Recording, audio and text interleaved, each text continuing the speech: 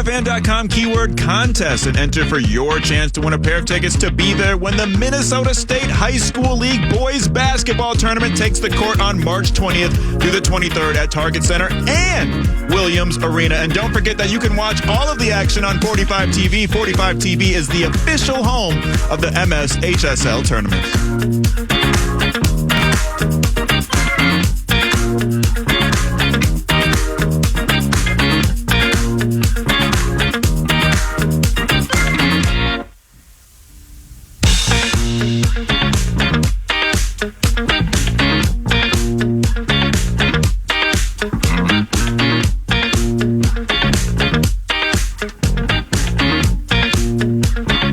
Hey. Mr. Marc Vandermeer, at Texans Voice via Twitter. Great spending some time with you at the Indianapolis Scouting Combine. And our teams have become friendly foes, given the way the last week developed. And the Texans and Vikings play each other this year. What a time to be alive, Marc Vandermeer. It's just great, isn't it? Just in time for us to tangle in the regular season. Absolutely, Paul. Thanks for having me on. Yeah, I thought that, you and I talked about Blake Cashman a couple of times this year, and I'm happy for Blake that he's going home back to the area where you went to the same high school as him, right? Is that it? No, my son. He's 2 years ahead of my son. So I met I met Blake and Carter Coughlin and Antoine Winfield Jr. and some others, through Eden Prairie High School and my son. Oh, very cool. Well, I think he'll be really good for you. He played really well for the Texans. He stayed healthy, and that was the key to his success. With the Jets, he was unhealthy, and now I think he's found a home at home, so that's good for him. And JG, Jonathan Greenard, I can't say enough about him. He's a wonderful guy to be around and had an explosive year, and I think the future is very bright for him. But we're very happy getting Danielel Hunter, who is a Houston guy, so he's coming home, and I'm very excited about what's to come. So with Jonathan Greenard, the edge, the defensive end, it's when I saw him in person when I first met him, he was a little more slender than I thought, looking at him in a uniform. But Greenard, does he wreck games? What did we get in him? Well, outstanding run stopper, just plays the edge very well. We always talk about sacks and everything. Those are the sexy stats, but you've got to be able to set the edge in this league. And a huge reason why the Texans were so much better against the run in 2023 was Jonathan Greenard setting the edge well, Will Anderson Jr. setting the edge well. JG was banged up along with Will Anderson a little bit, but they stayed out there for the bulk of the season, obviously. Derek Barnett was kind of the swing edge guy as they acquired him fairly late in the season, but he played a big part down the stretch in the rotation. So I think when you look at Greenard, you look at edge setting, you look at getting after the quarterback. He can help wreck a game, and I don't know if he's going to be a 20 sack guy. He might. I mean, who knows? Because I think he's just tapping into his full potential here. But you want to see this kind of growth continue. He's the first double-digit sack artist in a while for the Houston Texans, so it was good to see. Now with Blake Cashman, when I started watching some of his plays from last year, I started with that 19 tackle game against Arizona. Correct me if I'm wrong here, but Denzel Perryman, fellow linebacker, so he's out. So Blake played middle linebacker. He's calling the defense, and with a little bit of a position switch, if only for a game, maybe longer. 19 tackles, man. It seemed like he handled it nicely. Yeah, he does. He's super smart. And the one thing about him is he can run. He runs really well. He covers very well. He understands the defense well. He's got jets. In training camp, Stroud is developing last year in training camp. We don't know what Stroud is yet. We're just very hopeful, and you see some flashes. But Cashman had at least a couple of picks off C.J. Stroud in training camp, and I thought, geez, Cashman looks good, or is that because Stroud is a rookie and, maybe a combination of things right there, but Cashman made his presence felt, there's no doubt, whenever he was out there on the field. So, in fact, if he was unavailable, I was concerned. I just thought you had to have him out there. He was that kind of difference maker for this defense. Now, I think the Texans did very well for themselves getting Azeez Al-Shire from the Tennessee Titans, who had played with D'Amico Ryans in San Francisco. So they feel good about linebacker right now. But it's a loss to say goodbye to Blake Cashman, but again, he's found a good place. How's your resident draft guru and my new friend John Harris? I find myself missing him. Well, you could have him on. I bet he would. I bet he would love to join you, Paul. He's on fire right now. He loves this time of year. He's just pouring over the tape. He's watching all these defensive linemen just in case we take a defensive tackle. The Texans dropped out. I mean, we all know, from the trade, dropped out of the first round. So who's there at 42? Will Nick Caserio stay at 42? He's studying everything. We're all studying everything because one thing about Nick is, he gets that trigger finger going with these trades. He'll make deals. We saw it with Will Anderson Jr. last year and numerous other moves throughout his first couple of drafts. So I don't think he's near done making draft weekend moves or even moves before the draft. We'll see. Hey, Vox, with either with the Texans or 610 Radio or whatever, do you guys have a big Texans draft party? We do. Well, if so, what were the crickets for? No first-round picks in the draft party. What the heck do you do? Yeah, well, all right, so this is 4 out of 7 years, Paul, that the Texans will not have a first-round pick unless Caserio trades back into the first round late. Now, he could do that, but you don't expect that until draft night, so I think they're unlikely to have a party now. They were planning on a party, and we're all set to do our big show at the party. We'll do a show regardless. We have 16 hours of draft coverage on Texans Radio, Sports Radio 610. And Harris is on the air for every single second of those 16 hours because you need them. You're there in the 6th round and somebody drafts somebody from Boise, like a backup tackle, and he knows everything about him without having to look it up. He's a savant. So that's how we operate. But I think Caserio ruined the draft party, personally. So, 16 hours. So is that consecutively, or do you do like 5 hours, 20 minutes, Thursday, Friday, Saturday? Yeah. So Thursday's about 4 hours, Friday's about 5, and then the rest of the way, 11 a.m. Central to the finish. And then we interview D'Amico Ryans and Nick Caserio after the draft. So it's a long day Saturday. I'm on for all but about 3 hours of it, but I need that little break Saturday morning. Harris just goes the whole way. I tried to pull him off the air once, but it didn't work. He got himself back into the game. This is Marc Vandermeer, outstanding play-by-play voice of the Houston Texans, at Texans Voice via Twitter, at Texans Voice, where you can learn more about him, and his friend, draft guru John Harris. And so, any idea why your team traded the Vikings 23?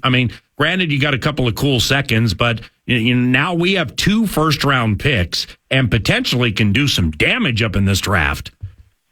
Yeah, to me, it looks like the Vikings are on that quarterback journey, as we all know. With the Texans, they have a quarterback, and I think they feel pretty good about where they're at 42 with a second-round pick next year. I think that's draft capital for Nick to make moves, maybe back up earlier in the second round, see what's available after Thursday night, and then make a move up. I thought it was a little early to make a deal, but maybe that was the best deal he thought he could make, and he wanted to do it anyway when he looked at who's likely available from 20 to 32 or whatever the case may be. There's a range in there that I think Caserio felt, you know what, I don't think that's really the value we're looking for right now. There's tremendous value in the top half of the first round here. And, as I watch the Vikings, and I'm sure you guys talk about this endlessly, it feels like they want to move up even more. So we'll see how that goes, maybe with a team that already has a quarterback. So it's fun to play these games. Aren't you with me, though? We all get excited about the draft, and, rightfully so very often. And last year, the Texans had the best draft I've ever seen them have. But it's all about what they do eventually. And then you have guys coming from out of nowhere who make plays, and 4th rounders and 6th rounders and sometimes undrafted free agents. And I think some people follow the draft more closely than they follow the actual results of the draft in the league itself. But that's just a personal comment. No, I agree. Vox. And I don't know about you, man, but I just don't have a lot of time to watch college football and put in the mental reps on like I mentioned this yesterday. All right. So for the first time, maybe since 2011 for me, and I wasn't a big all 22 guy in 2011, but it's like, this is the time of the year where I'll catch a vibe, like quarterbacks, 11 and 23. All right. So let's take a look at them. So we can get in that all 22 and look at McCarthy and May and Daniels and Nix and Penix and Rattler and all those guys. But the problem I have is I don't know if their offensive lines are good or bad, and I don't know how good the defenses are they're playing. So I'm not foot technique, hip turn, arm angle guy. I have no idea how to look at any of that. So I'm playing catch up with it with these quarterbacks, and it's kind of fruitless. So I just rely on people like you, man.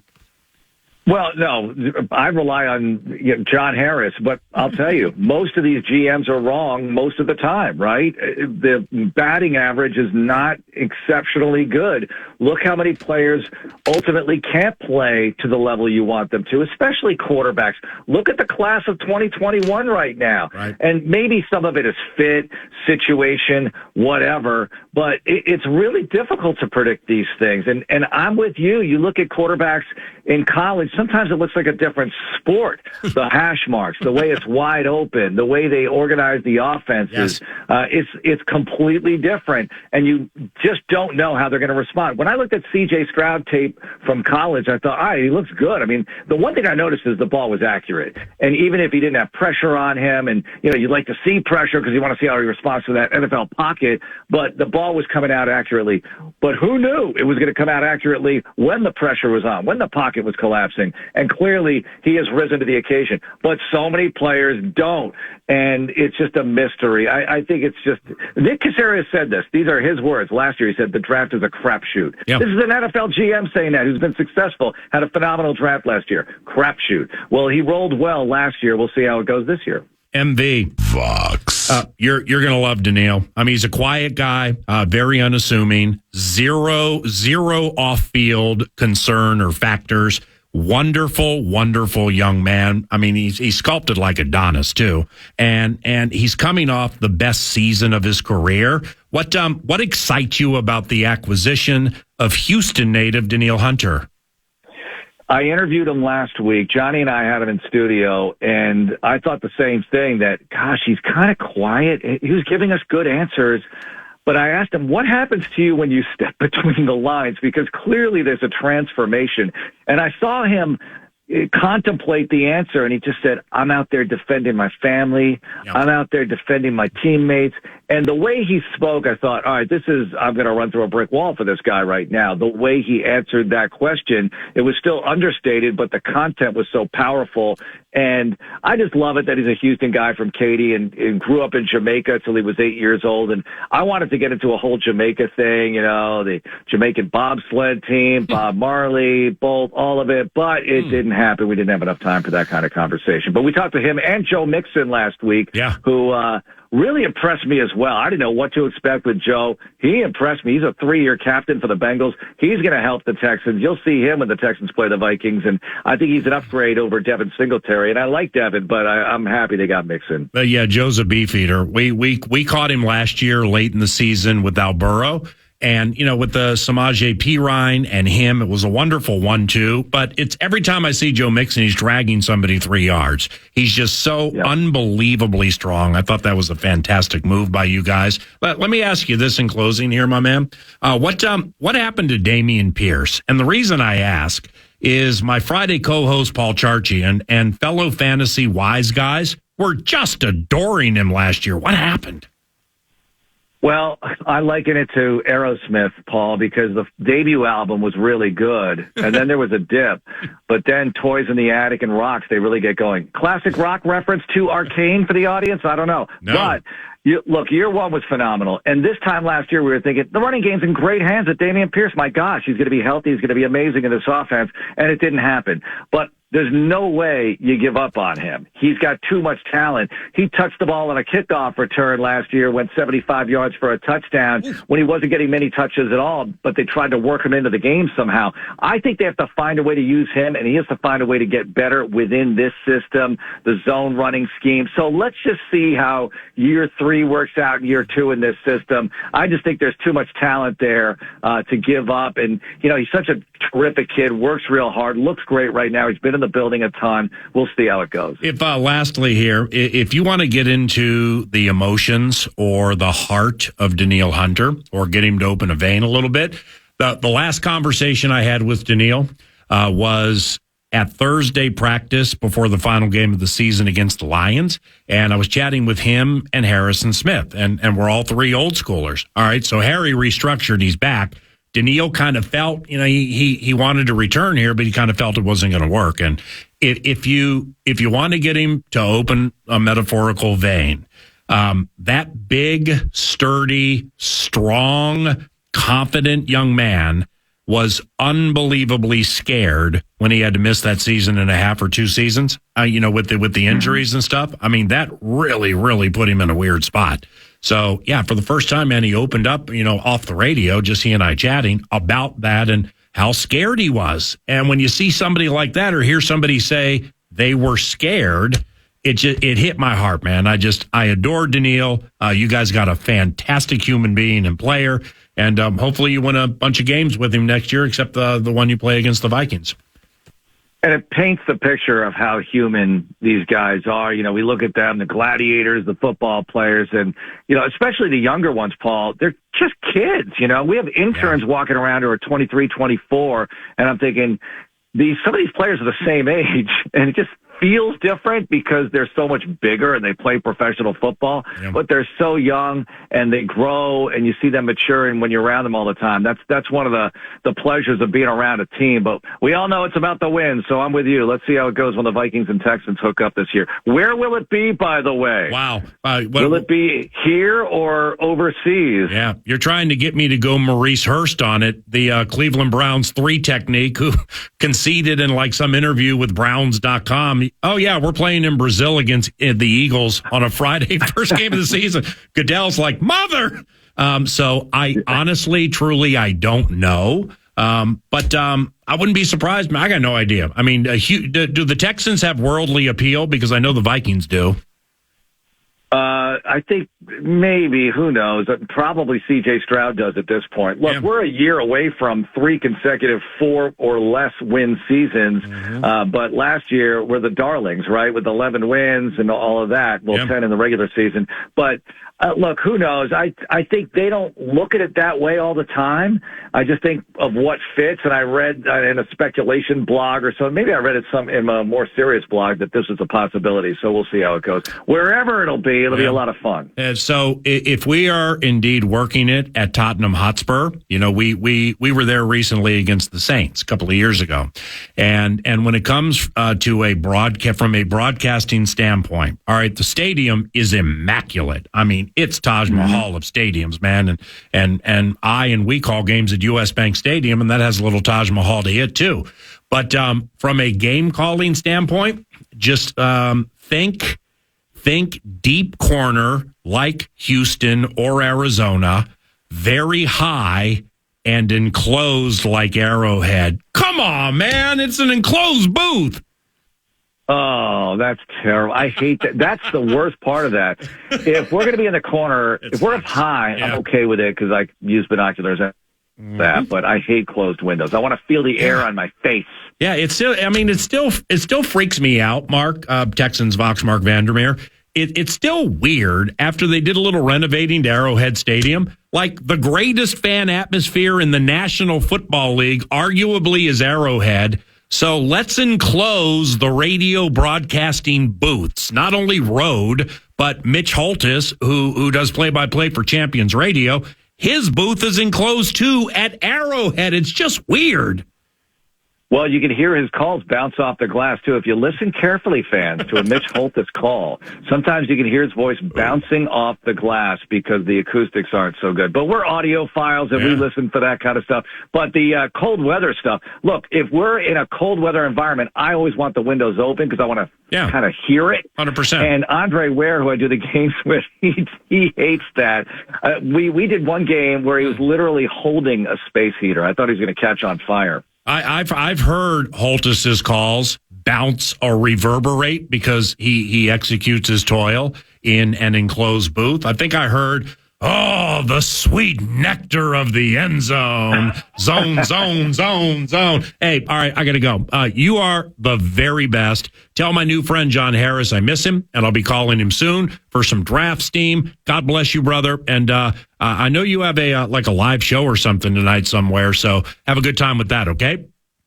We will. God bless you too, Paul. You're the best. Thanks. Appreciate you. Marc Vandermeer, MB at Texans Voice via the tweet machine.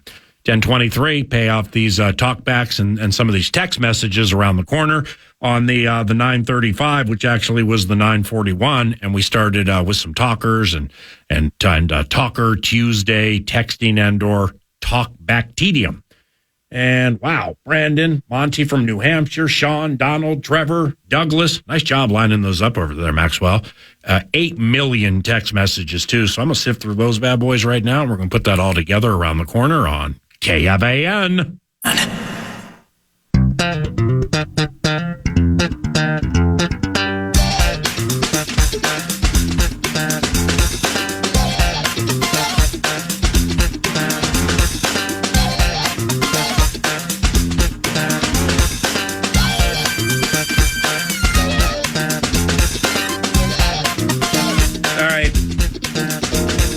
Pay these bad boys off. Talkbacks and texting and talkbacks. What up? Eastsider, the civil servant, the mailman. The mailman comes through on the old text machine, delivering the mail on the east side, no diggity. He says, run this one by old Maxie. Because you love wrestling? Oh, yeah. Really? Yeah. New, old, or middle school? I love it all. I grew up watching it. I loved it. And then right around the time the TiVo was invented and slow-mo, you could slow-mo things. My heart was broken. I was like, wait a minute. He didn't really kick that guy. What? What? It can't be. Oh, I see.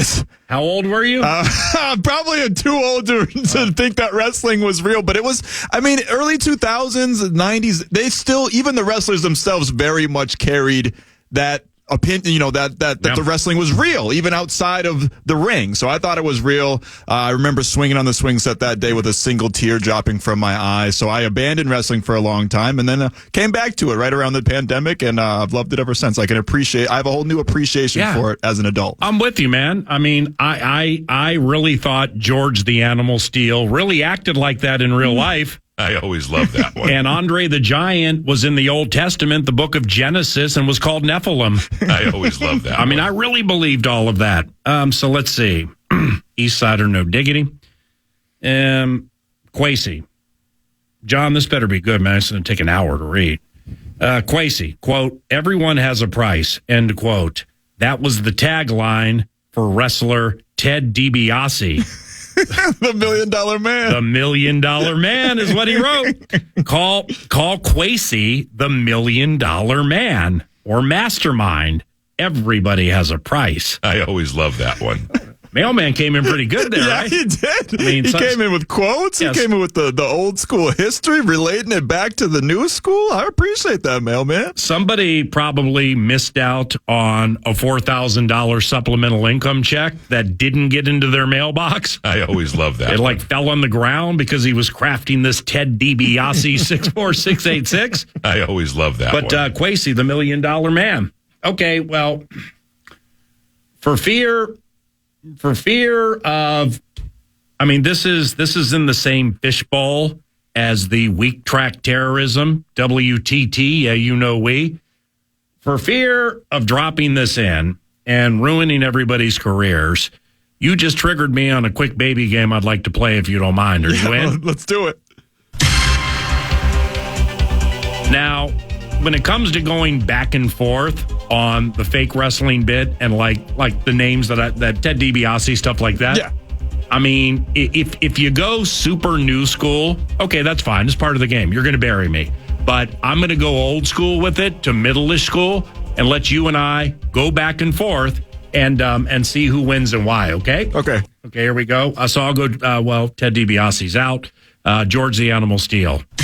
Jake the Snake Roberts. Dusty Rhodes, the American Dream. Cody Rhodes, the American Nightmare, his son. Paul Orndorff. Hulk Hogan. Gorilla Monsoon. Ooh, what's his name? Oh, Triple H. What? Triple H. I could say Triple X. Yeah, that might be a wrestler. Triple H, he's a wrestler. Trust me. Yeah. Oh, yeah.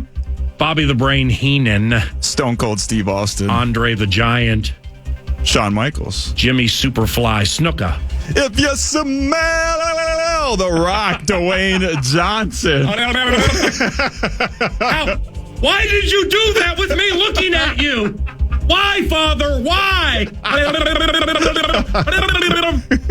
Okay. What was your last one? The Rock, Dwayne Johnson. Stone Cold Steve Austin.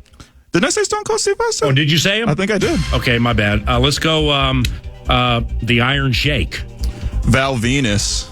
SD Special Delivery Jones up in that mug. Pat Patterson up in this piece. Pat Patterson. Why'd you have to go Pat Patterson right there? Why'd you have to follow? Okay. All right, hold on.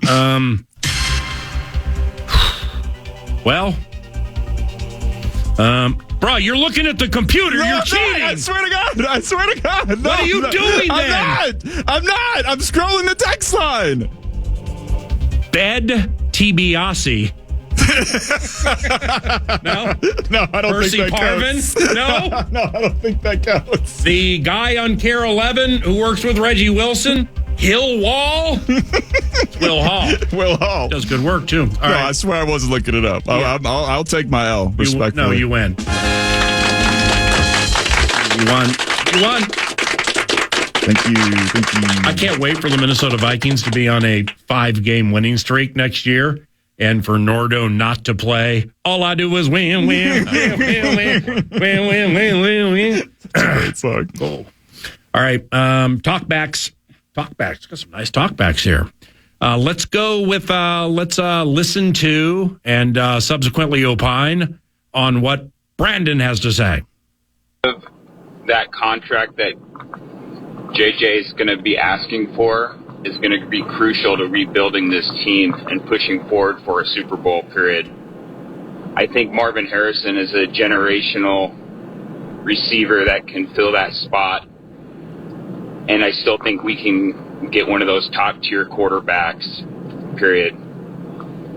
I hate it because I love JJ, but it's the move for the long run. He's JJ! All right, a trade JJ talkback, Marvin Harrison Jr., ballyhooed, according to everybody involved.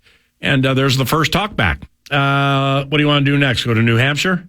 Let's go to New Hampshire. All right, 3-2 base. Rob. I hit play. Blake Moore would have played it 3 seconds ago. Rosenhaus would have played it 10 seconds ago.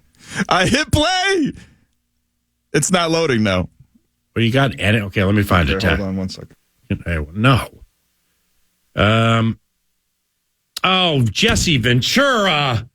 Why didn't I cheat and look at the 64686? I got all these old school Love Covenant dwellers looking to hook me up. How did PA Oh, wow, I didn't even see all these miss the governor, Jesse Ventura? Junkyard Dog. That's who I was thinking of. I was thinking of Junkyard Dog. Rock and Roll Buck. Is that I'm not reading this last name. Is that a real person? I have no idea. I've never heard of that person. No, none of my talkbacks are playing all of a sudden. Baron von Ratschke. Oh, yeah. Yes. Greg Vanya. No, wait. Baron Miguel von Cicluna. In 79, I'm 12 or 13, and I used to go to single mom would take me to the Capitol Center to see Baron Miguel von Cicluna, Dusty Rhodes, the American Dream, Nephilim, otherwise known as Andre the Giant, and George the Animal Steel with all that hair on the back. I mean, scared the bleep out of me when I was 12 years old, and I thought it was real, just like Maxwell. I thought it was real, too. And it's kind of funny. You mentioned Dusty Rhodes a couple of times. His son, Cody Rhodes, is the top star in WWE right now. Is he really? Yeah, believe it or not. Is he flamboyant like Dusty? Because, I don't know what Dusty's proclivities were outside of the ring, but he rolled in there with boa feathers and this cool little silky smooth strut and the way he talked and everything. I mean, Dusty Rhodes was the bomb. Yeah, he was the coolest guy of all time. Yeah, he was cool, man. Is his son like that? He's more composed. I think he went the opposite route and is like, I can never recreate what my dad's swagger and charisma. So he went the opposite route. He wears suits. He's a little bit more put together, and he's very, very emotional about his father who passed away We're so stupid. Ago. Macho Man Randy Savage. Yeah, we missed some obvious ones. Bret Hart, heard the name, not familiar. Hart, yeah, one of the greatest. Sting. Max, I sent a talkback as Wiggy Zilf. You should play it. Yeah, I did. What about Bob, Atlanta? Hear that. You just didn't like it, right? No, it wasn't very good. I'm sorry, Bob. All right, pretty cool one. You know what? This 612-562 number here, I mean, I should give this. See, you guys look at this stuff every single day. I never look at it, and there's reason. It's just too consuming. But like this 612-526 or 562, I ought to call this fool up right on the radio and make him say his name for what he's writing here. You see what I'm saying? No, what did he say? Like it's underneath the Wiggy Zilf and above the trade JJ to Arizona. I mean, seriously, man. Oh, come on. Well, I just want to call the fool and be like, did you start acting like that at birth? Right, or did the foolish, a petulant, immature loser gene, when did that hit you? You know, because I got kids that are 23 and 21, and I want to make sure they don't get hit with that. So I'd like to know some signs. You know what I mean? Like, what is going on in your life that I know it only takes a couple seconds to type out a text, but what is going on in your life that you not only type that out, but you don't know. Hit send? Yeah, you hit send. Okay. Let's see. Somebody from Cambridge. Oh, Dirk. Quarterback coming from colleges. Coming from college is a gamble. You hit great. You don't lose a lot. We want to get young, yes, keep our picks. Quarterback at 11, use 23 to keep or move down and get more picks. Offensive line, defensive line, corner backs, better than just one guy. That one should have come from G. Swedberg. I always love that. Offensive line. Oh, defensive line, and better than just one guy. Talkback machine working again? Yep, I think I got it working again. Let's go back to Monty. Hey, Paul. Hi. Monty from New Hampshire. Hi. I'm just wondering what you think about the A-Bear possibility trading with the Chargers. Don't like it. Thank you. Let's just unpack it in just a couple of brief steps. Before Jim Harbaugh knew he was going to be coach of the 3-2. Before Jim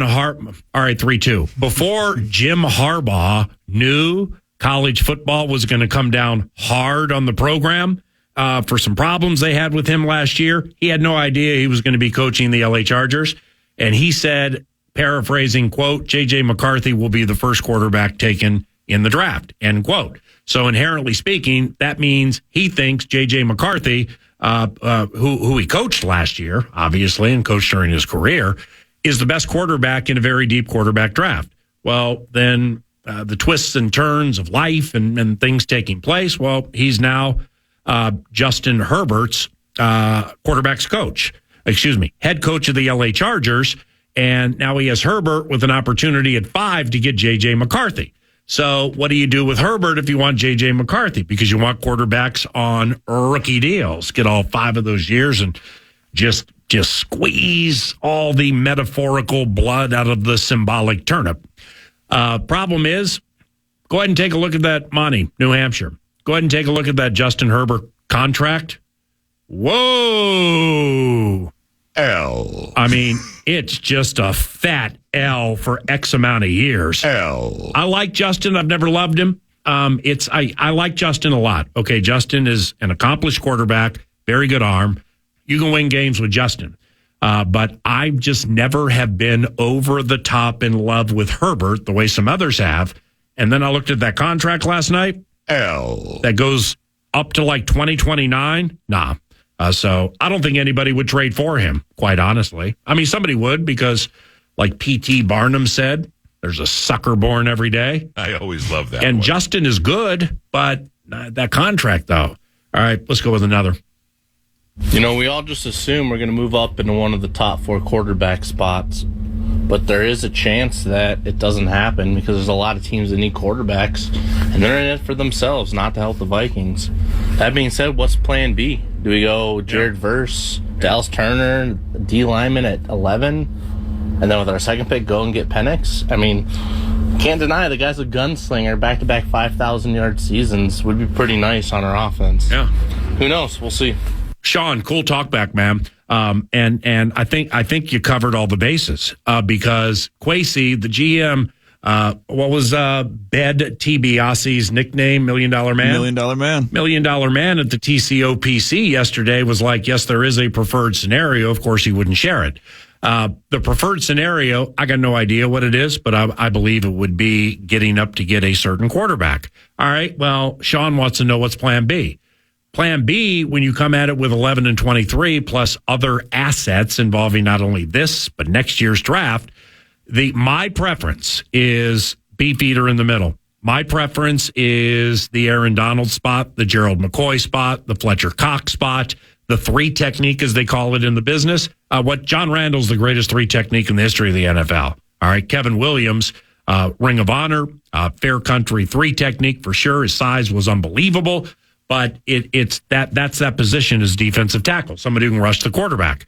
I'm all in on that, man. I mean, I'm all in on getting the best or somebody who's close to the best at that spot, because it just opens so many things for so many people, and B flows flow. So, and then a quarterback probably with that second pick, round 23. Very cool one. Donald? Great. Now it's not working. Blakemore would have had Donald up 8 seconds ago. Robbie Rosenhaus would have had Donald up 15 seconds ago. Now the talkbacks just aren't working. That's cool, but we have more to play.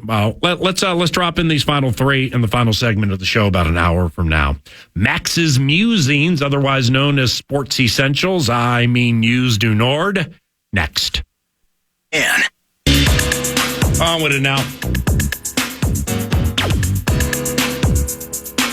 That's just the way I talk. That means you can start. I didn't know if you were for sure telling me to start or not. I didn't want to speak out of turn.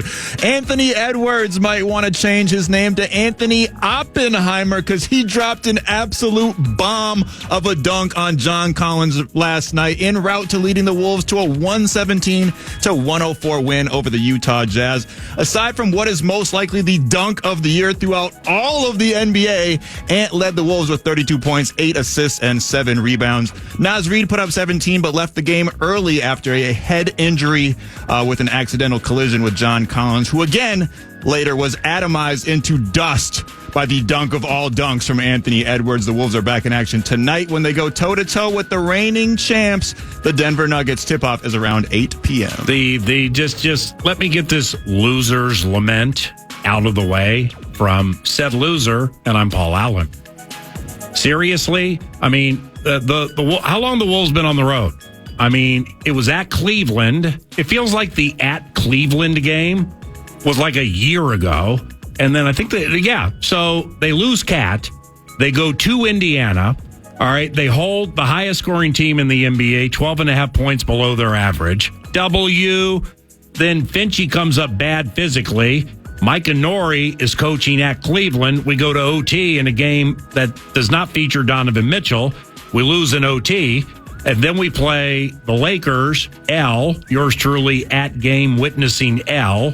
Then at the Clippers on Tuesday, W. Kawhi stepped away, W. So then they stay at the Four Seasons in Beverly Hills. They're there for 7 days. All right. And I'm like with Chris Finch right before my son Smiley and I left. I'm like, well, okay. I mean, that's cool. It's Wednesday and you don't play till Saturday, but why not stay in Salt Lake City for 4.5 days? I always love that one. That sounds great. So they go to Salt Lake City. They don't look great. They caught fire late, put an L on an injured Jazz team. Jazz got healthy last night. Lauri Markkanen back in the mix. Jordan Clarkson is still out. John Collins has been skipping some games. Colin Sexton, the Alabama kid's pretty good. So Utah fired a shot last night, and Anthony Edwards, Sands, Naz Reid, Karl Anthony Towns, Stifle Tower didn't play. Got slow-mo trying to hit threes. I mean, it was just an unbelievably fun game. But how about this? So you're basically gone for a week and a half to 2 weeks. Come home on a traveling back-to-back, and you hook the champions who haven't played since Sunday. How the hell does that happen? Right. I mean, you hook Denver. You're not hooking San Antonio. You're not hooking like the Wizards. The Wizards suck. I'd rather play Jordan Poole any day of the week, but I'd rather play Jordan Poole off a long road trip, then with travel and a back-to-back at home, then have to hook Jokic and Murray and Gordon and Michael Porter and your guy whose last name looks like Braun, but it's really pronounced Brown, used to ball for Ekstrom's Jayhawks. He's on fire right now. That guy's playing really, really well. Reggie Jackson, who's trying to be Mr. March. So you hook them tonight, 8 o'clock Target Center. It's going to be a fun game, but nevertheless, this quirk in the schedule sucks. After all that road weariness, and then you get a back-to-back, against Denver? I always love that one. I'll be in attendance. Can't wait. I will be there as well. Not to mention, yes, I'll be there. Bro, does that mean I have to give you a ride home after the game?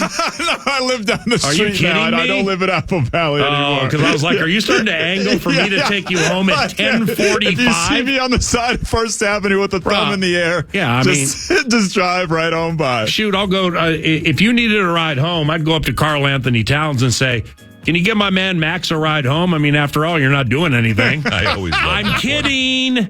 Just kidding. Hey, PA, check this out. We're living in the golden age of athlete content, I would say. We get all the behind-the-scenes looks, whether it's from the athletes themselves on social media or various forms of entertainment. I'm going to combine these two stories because I think they're both kind of similar. LeBron James and JJ Redick launched their podcast today titled Mind the Game. The podcast is pretty much entirely dedicated to breaking down basketball on an intellectual level. They just dropped the first episode today, so I think that's pretty cool. That one of the greatest of all times is letting you inside of his mind to break down the game of basketball. And check this out. With all due respect, have you ever heard JJ Redick analyze basketball? It's incredible. No, it's LeBron should thank JJ for getting into Redick's mind. Now, JJ sometimes he's authentic, he's natural, he's real, at least in my opinion.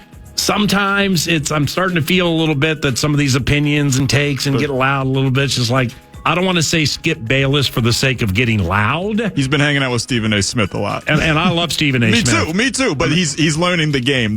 He's learning that game. To give the hot takes. Right, but what's that thing called again? Unanimous? It's called Mind the Game. They announced it yesterday and just dropped the first episode today. Bro, how'd I come up with unanimous? Mind the Game. Well, that sounds pretty cool. I don't listen to many podcasts, but I might listen to that one. You know what else sounds cool? Vikings wide receiver Justin Jefferson will star in a new Netflix series titled Receiver from the creators of the much ballyhooed series. Quarterback JJ will star in the series along with Devontae Adams, George Kittle, Deebo Samuel, and Amon-Ra St. Brown. The show is due out later this year on Netflix. Well, if you're going to call it Receivers, how do you have George Kittle in it? That's what I was wondering. I mean, coming up next, a much ballyhooed series called Defensive Tackles featuring Aaron Donald, John Randall, Pat Williams, and E.J. Henderson. That's coming. Now, who's the Kuechly? Luke Kuechly. Luke Kuechly. Yeah, Luke Kuechly. So we got a series called Linebackers coming up featuring E.J. Henderson, Ben Lieber, Zach Thomas, Luke Kuechly, and Jared Allen. Make sure you find it on a Netflix channel near you. Much like LL Cool J and the notorious B.I.G., the Wild are going back to Cali for a duel with the Ducks tonight. The Wild remain 5 points behind the Golden Knights for the final wild card spot in the Western Conference and remain just 1 point behind the St. Louis Blues, who are also battling to try to get into that wild card playoff spot. Puck drop is around 9 p.m. with Kevin Fallness leading you through the pregame at 8:45. All of that can be heard right here on FM 100.3 KFAN. Puck drop at 9? At 9. For the Anaheimers. And I have all of Joe O'Donnell and Tom Reed's albums. Well, I'll be at the Wolves game, but 9? Ugh. Okay. The loss over the weekend to St. Louis, that was debilitating. That was of the debilitating variety. Ski-U-Ma, Coach Hines. Ski-U-Ma. Anything else? Finally, madness is defined as the state of being mad, extremely foolish behavior, and also a state of frenzied or chaotic activity. I'm sure we're all going to be feeling a little bit of all three tonight as the March Madness tournament gets underway with the first four. This evening we have Wagner going head-to-head with Howard. Texas Southern taking on Tarleton State. ACU facing off against Texas A&M CC. And Colorado State clashing with Virginia. So they did this last year, but they've done it previous years. I guess I just hadn't noticed it, and something like this ain't going to bug me, but it's not the NCAA tournament.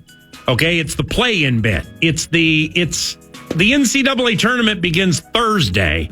It's that's Cinderella. That's the one shining moment. Yes, I understand. It's the play-in and stuff like that. I think, did Colorado play yesterday or did they play today? The Buffalo, whatever. I can't remember who they play. It's like a BSU, but they're going to win. And then they have a better chance to win their first game than people think. Much to the chagrin of John Ekstrom, the biggest Kansas Jayhawks fan I've ever met in my life. Sam Ford is going to not only cover, but they're going to beat the Jayhawks in the first game of the NCAA tournament between those two teams. And I got one other vibe from somebody who never watches college basketball, and I put all this information together during the course of the week, and I have people tout me. I think your champions are going to be the Auburn Tigers. Oh. Auburn 4 seed. All right, good job. Appreciate you. When we return, Kevin Lynch, Bally Sports North, back from Salt Lake City in studio with 9 to noon to relive some Anthony Edwards moments and also chat about the state of the Hal into that game this evening against Nikola Jokic, Jamal Murray, and the Denver Nuggets at Target Center.